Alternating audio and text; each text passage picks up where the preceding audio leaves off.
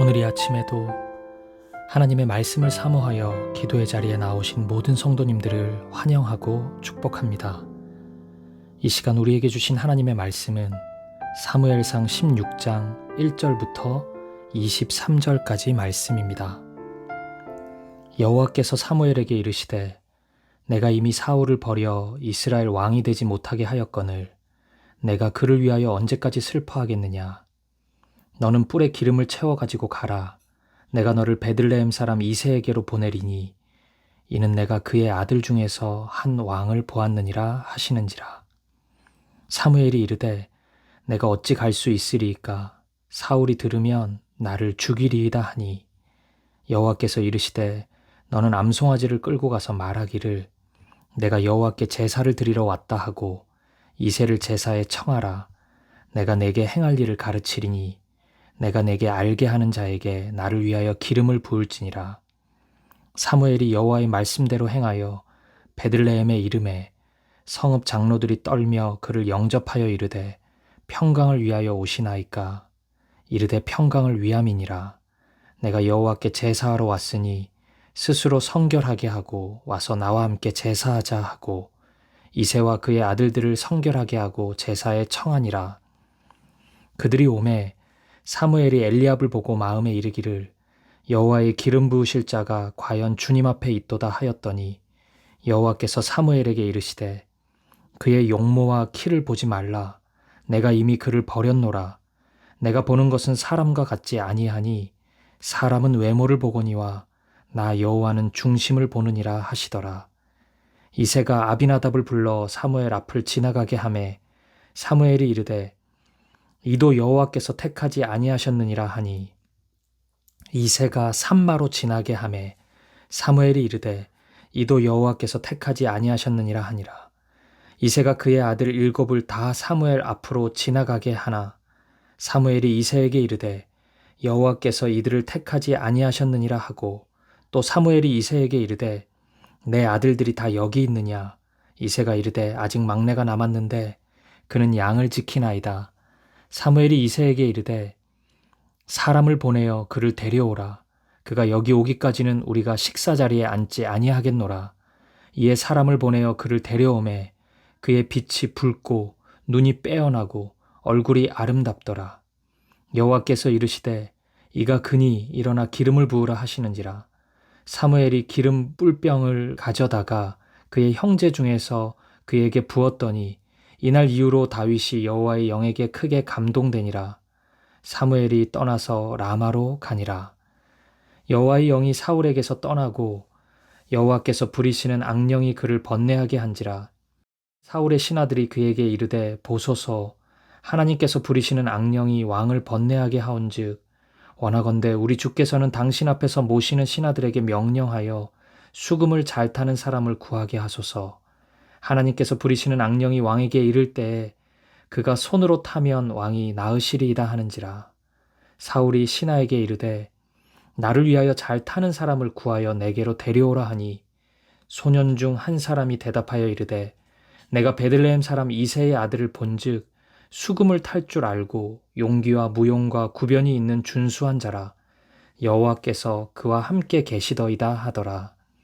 사울이 이에 전령들을 이새에게 보내어 이르되 양치는 내 아들 다윗을 내게로 보내라 하매 이새가 떡과 한 가죽 부대의 포도주와 염소 새끼를 나귀에 실리고 그의 아들 다윗을 시켜 사울에게 보내니 다윗이 사울에게 이르러 그 앞에 모셔 섬에 사울이 그를 크게 사랑하여 자기의 무기를 드는 자로 삼고 또 사울이 이새에게 사람을 보내어 이르되 원하건대 다윗을 내 앞에 모셔 서게 하라. 그가 내게 은총을 얻었느니라 하니라. 하나님께서 부리시는 악령이 사울에게 이를 때에 다윗이 수금을 들고 와서 손으로 탄즉 사울이 상쾌하여 낫고 악령이 그에게서 떠나더라. 아멘.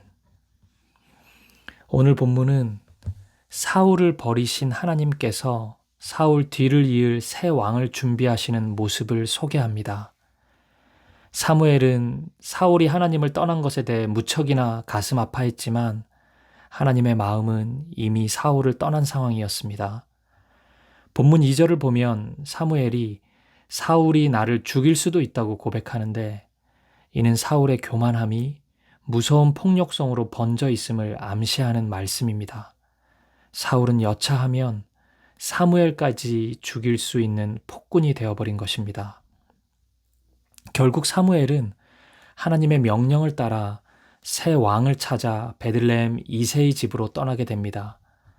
사무엘이 만난 이새의 아들들은 세상의 기준으로 볼 때 매우 훌륭한 사람들이었습니다. 특히 첫째 엘리압은 사무엘로 하여금 과연 하나님의 기름 부으실 자라는 경탄을 불러일으켰습니다. 하지만 하나님의 대답은 놀랍게도 노였습니다. 그 이유는 분명합니다. 그는 세상의 기준으로는 화려한 스펙을 자랑했지만 하나님과 동행하는 자가 아니었기 때문입니다. 이새의 7명의 아들 모두가 그랬습니다. 그럴듯한 외모와 스펙을 소유한 자들이었지만 하나님과 동행하지는 않았습니다. 결국 하나님은 그들 모두를 거절하였습니다. 그리고 결국 가족의 식사 자리에 초대받지 못한 8째 아들 다윗만이 남게 되었습니다. 다윗이 식사 자리에 초대받지 못한 이유는 아마도 이스라엘의 완전한 숫자인 7에서 벗어난 8째 아들이기도 했고, 당시에는 나이도 너무 어렸고 가정에서 존재감이 없었기 때문일 것입니다. 이런 이유로 아버지 이새는 다윗을 식사 자리에서 배제시켰던 것입니다. 뒤늦게 다윗이 나타나자 사무엘은 그가 바로 하나님과 함께하는 인물이라는 확신을 가지고 그에게 기름을 부음으로써 하나님의 택함받은 사람임을 확인시켜 줍니다. 여기서 우리가 눈여겨볼 장면은 이새의 7 아들 모두를 거절하시는 하나님의 단호함입니다. 특히 사무엘의 마음이 흔들릴 정도로 화려한 외모와 스펙을 자랑했던 엘리압을 거부하시며 하신 하나님의 말씀, 이 말씀은 우리의 눈을 번쩍 뜨이게 해줍니다. 본문의 7절 말씀입니다. 여호와께서 사무엘에게 이르시되 그의 용모와 키를 보지 말라. 내가 이미 그를 버렸노라. 내가 보는 것은 사람과 같지 아니하니 사람은 외모를 보거니와 나 여호와는 중심을 보느니라 하시더라. 아멘. 사랑하는 여러분, 우리 하나님은 우리 눈에 보이는 외모를 기준으로 사람을 택하지 않으십니다. 오직 마음 중심에 누가, 무엇이 자리 잡고 있느냐가 제일 중요한 기준이십니다.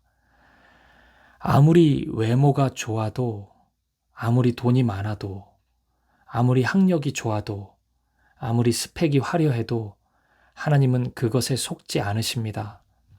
하나님은 외모가 아닌 중심을 보시는 분이기 때문입니다. 다윗을 택한 것도 바로 그런 이유입니다. 18절의 고백처럼 다윗은 주변 사람들이 보기에도 하나님과 분명히 동행하는 사람으로 보였습니다. 다윗은 늘 하나님의 말씀을 가까이 했고 하나님을 찬양했으며 하나님께 순종하고자 했던 순전한 믿음의 소유자였던 것입니다. 하나님은 용모와 신장은 탁월했지만 하나님을 중심에 모시지 않았던 사울 같은 사람이 아닌 중심에 하나님만이 자리 잡은 사람을 사랑하십니다. 그가 비록 7에서 벗어난 8번째 속한 자라 할지라도 상관없습니다. 가족들과 주변 사람들에게 무시당하는 처지라도 상관없습니다. 어린 나이에 양을 지키는 일종의 아르바이트를 하고 있는 처지라도 상관없습니다. 집안이 좋지 않고 학력이 좋지 않고 외모가 좋지 않아도 상관없습니다. 사람의 행복 기준인 24시에서 벗어난 고통과 절망의 시간인 25시에 있는 사람이라 할지라도 괜찮습니다. 중심에 하나님이 계시다면, 오직 하나님의 말씀을 사랑하는 자라면 그는 아무리 연약해 보여도 충분히 강한 자입니다. 하나님이 그 사람과 함께 하시기 때문입니다. 사랑하는 여러분, 오늘 이 아침 너무나 간단하지만 우리가 자주 놓치는 진리를 꼭 기억하십시오. 외모가 아니라 중심입니다. 세상의 기준이 아니라 믿음의 기준입니다. 눈에 보이는 세상의 것을 채워가는 것보다 마음의 중심을 하나님의 말씀으로 채울 수 있기를, 하나님을 향한 사랑으로 채울 수 있기를, 오직 하나님으로만 가득 채워가는 저와 여러분 되시기를 주님의 이름으로 간절히 축복합니다. 함께 기도하시겠습니다. 외모를 취하는 우리의 연약함을 회개합시다. 눈에 보이는 것보다 중심을 보시는 하나님이십니다. 주님, 나의 우선순위가 외모가 아닌 중심이 되게 하옵소서. 그리고 중심을 하나님으로 채워가는 우리가 되게 하옵소서. 기도하시겠습니다. 두 번째 기도 제목입니다. 우리의 자녀들, 사김의 교회 청년들, 우리 다음 세대를 위해 기도합시다. 우리의 자녀들이 사울이나 엘리압처럼 눈에 보기에는 그럴듯한 스펙을 소유하였지만 중심이 하나님을 떠난 자들이 되지 않기를 소망합니다. 다윗처럼 하나님과 동행하는 인생이 되게 하옵소서. 그래서 우리 자녀들이 가는 곳마다 치유와 회복의 역사가 나타나게 하옵소서. 마지막 기도 제목입니다. 우리 개인의 기도 제목을 놓고 우리의 가정과 교회를 위해, 민족과 열방을 위해 한 마음과 한 뜻으로 기도하며 나아가겠습니다. 함께 기도하시겠습니다.